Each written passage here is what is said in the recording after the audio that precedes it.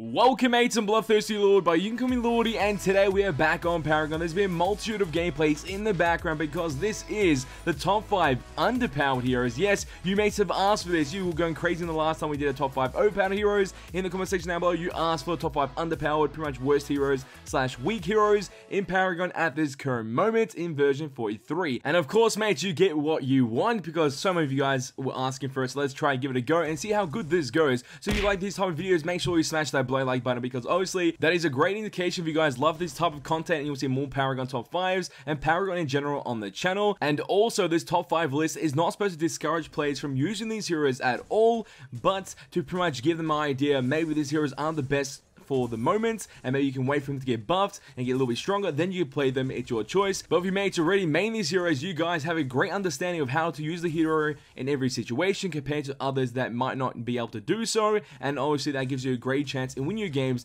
compared to the community playing that hero or that certain type of hero that we're going to mention within the list. Obviously, at one of these points is going to be one of my mains. My favorite character in the game is on this list, and that feels bad, man, but it's the truth. It's the truth, and that's all that matters. So this list is not biased and pretty much goes by win percentage and their kit and how they're going at this current moment. Are they peaking high or are they peaking low? And obviously depending on what elo, they are somewhat greater or even weaker in that department. So obviously let's talk about that. So let's start off the top 5 worst heroes, underpowered heroes, weak heroes within the Paragon experience. At number 5 we do have Sereth. Her main role is within the carry role or pretty much the safe lane carry position, but can also be played as a mid laner, offlaner, and even jungler. Yes, it's been done before and it works, and obviously you can choose between all those roles when you do play Sereth, giving her a great chance to be very versatile with her role selection. But when it comes down to the gameplay side, there's usually that one unique build that just does insane amount of damage. That's always been a role to do crap load of damage, and that is why Sereth is very good in the low elo side of things, but when it comes to the high elo side, or pretty much even midway, it becomes a complete pain to use his hero due to the fact that everyone's building tanky. Everyone's going to be that pretty much strong tank, and then you pick Sereth as a jungle or even as a mid laner or off laner, then you're sacrificing a bit of something. And damage as an ADC is kind of hard to do at the moment, especially when everyone's building in a certain path, which makes him generally tankier and harder to kill. Pretty much if you thought of a hyper carry / glass cannon character in Paragon, Sereth is that go-to pick, but it's kind of hard to play at this current moment, which is kind of devastating. Her kit is pretty great. She has gap closers, immunity, and also some great damage potential AoE wise and also single target wise, which makes her a very great character. But when it's actually being played and being used within the gameplay, it's kind of hard and can feel a little bit clunky if you're not a main or if you haven't had enough practice on the character itself. But my opinion on the character, she's pretty strong and she always will be strong because she's that hyper character / glass cannon character. You just need to know how to use it and how to play in every scenario, and also when the meta changes, you have to adapt with the character. If you don't adapt with the character, you're going to have a little trouble playing Sereth. And that is why Sereth is so good in the low elo, but when it starts to creep up and gets high to like Diamond Master tier plus, Sereth starts to disappear and she has like a 46% win rate, which is obviously not that great. But before we move on to the next position, there was a new series that we started on the channel which is called Challenge Accepted. There'll be a link to that in the description below, or pretty much like a pinned comment of that video, and also a straw poll where we pretty much making like a poll / voting system on what game we should play next on the channel through the Challenge Accepted series. It's pretty much another interactive way where you guys are able to vote for what game we can play on the channel as the next episode, and it's a very fun thing to do, so make sure you go check that out and obviously vote on what game should appear next on the channel because that would really mean a lot. Now let's move on to the number 4th position, and this is no other than my main, Kalara. Yes, it's tragic, but she has made this list, and there's good reason why. Her main roles are the offlane, but can also be played as a jungler and also a mid laner if you do build her in a certain way. And obviously we've showcased on the channel before, where we showcase how to use the hero Kalara in different ways and a variety of roles to showcase how she's strong and weak in those roles, and it works out pretty well. It's always a fun time. And obviously in version 41 and version 42, that was her peak ever, being like one of the strongest characters in the game. She was overpowered, she got that title, and it was like, oh my god, Kalara is terrifying. And then version 43 hit, and my god, did it make her utter crap in the Paragon experience. It was so hard to play her. Even though I'm a main, I understand the character, I enjoy playing the character, I can win my games, which is fun, but then I see someone else pick Kalari and I don't pick Kalari, and then I can see that the Kalari player is under-leveled and also under-experienced and not able to apply the character in every scenario, and it's pretty much being super difficult because the scenario she had to be able to one-shot enemies and doing a crap load of damage has been minimized when tanks are appearing everywhere. so that made her pretty much start to become more useless, and then followed up by her kit getting slight nerfs here and there, and that isn't too great as well. And it's pretty obvious that every games for the Paragon team have noticed this, because they've slightly buffed Kalari with her health and health regen on a certain ability and her base health regen, which is obviously a great little technique to pretty much buff a hero, but she's still dying quite a bit and quite a lot when it does come to the lower elo side and even the high elo side, because Kalari starts losing her purpose. She's in that little mist effect in Paragon. She's in like in the shell realm and she's lost there, and she doesn't really have a position right now. Is she overpowered? Is she somewhat great? No. Her pretty much position right now is underpowered, worst hero, weak hero, which is kind of sad. I don't want to see that a little bit go up and maybe go to the midway part, so she's balanced and she's pretty much a great pick to play if you understand the character. If you don't, obviously it's not going to work too well for you, and that kind of makes sense when you're playing an expert level character in the game like Kalari. Kalari's kit consists of many abilities like a stealth mechanic, damage potential being super high, followed by health regen and some type of sustain. Then you do have verticality abuse, where you're able to jump up in the air and get away and escape, or even engage enemies, followed up by your ultimate, which gives you global presence, which helps with split pushing as well. So if you're split pushing and your teammates are fighting on one side, you can TP there with your ultimate and pretty much kill someone and then go back to lane and split push if you wanted to, or keep going in that team fight and get more kills. It's always your choice. That is why Kalari is so great, and that is why I main her. She's very versatile in every aspect when she's being played, but when she's weak, that's for sure. And she's having a problem that she doesn't really fit into a team composition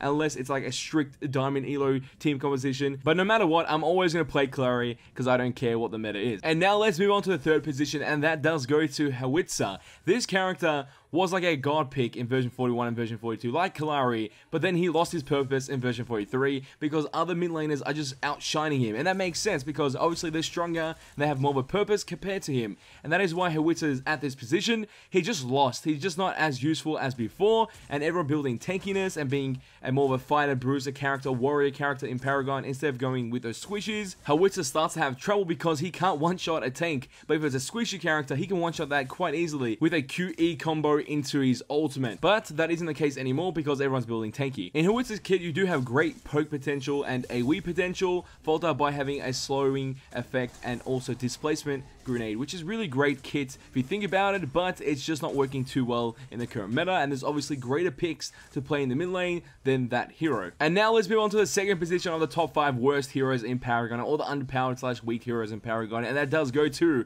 Morogesh, usually played in the mid lane, sometimes even played in the off lane. But the reason why you don't see her too often is because she's having the same trouble as Howitzer, is that she's able to do damage, a lot of burst damage, very great potential if she's versing squishies, but when she versus tanks, it's kind of hard and it kind of delays her, and her early game spike starts to disappear because after killing the mid laner maybe once or twice, then the enemy laners and obviously the enemy team starts building tanky. You counter another problem, and that is how much damage can I do against this tank, because obviously if they're building ability armor, you are going to do nothing against that.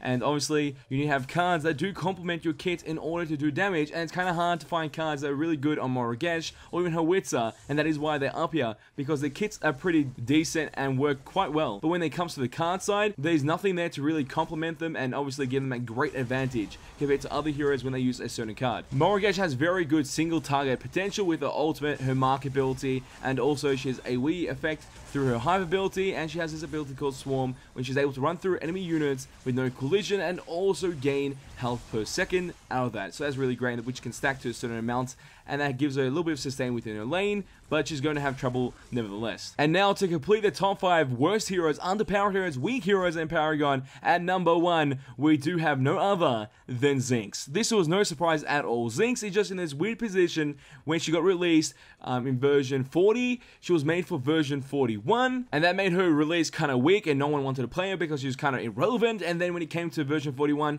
she got like slight little boost and she became okay, a little bit decent, but when the tanky items started getting nerfed, it made her irrelevant because her kit is good, but the cards complement her kit a lot more than anything else. If she doesn't have great cards, her kit is irrelevant. That's what happens to the character, and that's why Zinx isn't played too often in high elo games, or pretty much ever. If you do see Zinx, it's a very rare sight. It's like finding an ultra rare Pokemon or something. It's insane that as people are still playing Zinx in my opinion, because Zinx doesn't do enough damage and doesn't even tank enough compared to other heroes. Even though through maybe numbers she's able to tank a lot more, she just doesn't have really much of a purpose when she's doing dot damage, because dot damage isn't too much of an effect right now. It does nothing, and obviously Zinx can have her moments when she maybe gets like a triple kill, a pentakill at most, which is obviously crazy, but that's when it comes to like a pro main experienced player when they do play Zinx. But when it comes to someone just picking up Zinx and maybe even playing her for a couple weeks or even a month, you're still going to be kind of weak on the character. That's just how it is with Zinx. She's pretty much the experiment that actually did go wrong, and nothing's working out for her until there's a huge buff in the future for the character. But right now,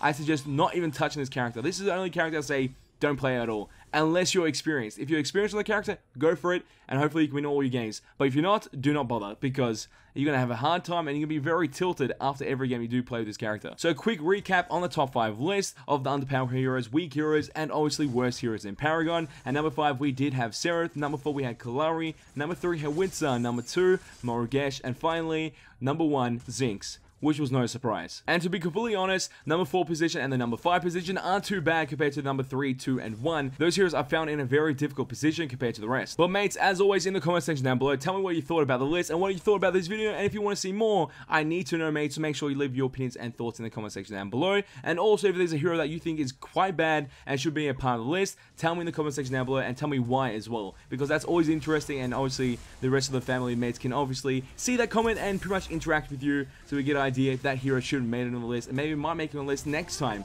You never know. So make sure you leave your opinions and thoughts in the comment section down below. So mates, if you did enjoy this video, show us by smashing that below like button. Let's try to get 200 likes on this video. Make sure to see more Paragon gaming content and gaming content in general on my channel. All you have to do is share this with your friends and hit the subscribe button to become a mate today. And that is all this video. Oh, time's go, but don't you worry. Back very soon. Congrats boys, because you ain't seen nothing yet. Mates, you know there's dedication when the day is 30 degrees and the fan's not even on because I'm trying to get this commentary out with no fan noise in the background. That is truly insane dedication.